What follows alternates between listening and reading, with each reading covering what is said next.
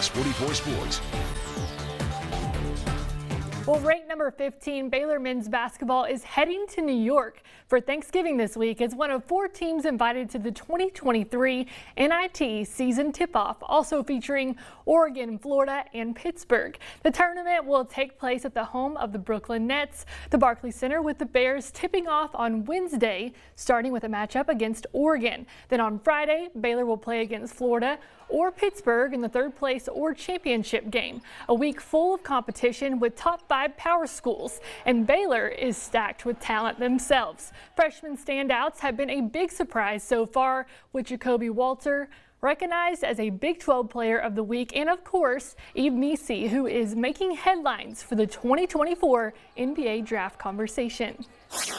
We knew he was really talented, knew he had a chance to be very successful. As far as timetables, especially with bigs, it's tough to do that normally later in their career, the better they get. I mean, even in the NBA, a big is at their peak later than a guard would be. And he's only played organized basketball for a couple years. He was 6'7" a couple years ago, so he's still growing into his body and still figuring things out. But he's been a joy to coach, and I know the fans and us enjoy watching him play because he's always good for a SportsCenter highlight.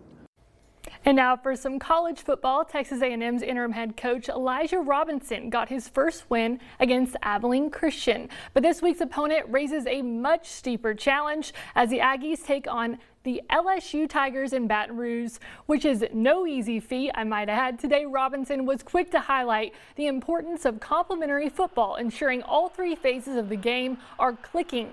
But the Aggie defense will be up for a big challenge with major weapons at the wide receiver position, with both Malik Neighbors and Brian Thomas Jr. racking up 1,000 yards apiece on the season, which makes all the more sense why LSU's quarterback Jaden Daniels is up for the Heisman Trophy.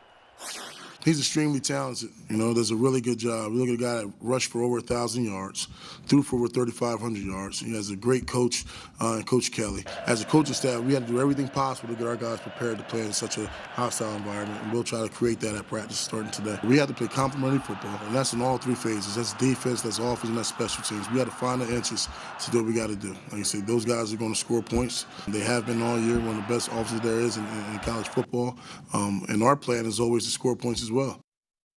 Sticking with college football, it's been a disappointing season for Baylor, and Saturday's game against their Big 12 rival TCU unfortunately followed the same trend. But to put a bigger damper on the 42-17 loss, starting quarterback Blake Shapen left the field early due to a head injury. In today's press conference, head coach Dave Aranda said things are not looking good for Shapen to play against West Virginia on Saturday, but there is no final word on his status. Aranda also highlighted the Bears' defensive struggles against an explosive TCU offense. However, coach did make mention of defensive players who have shown great leadership through thick and thin this season.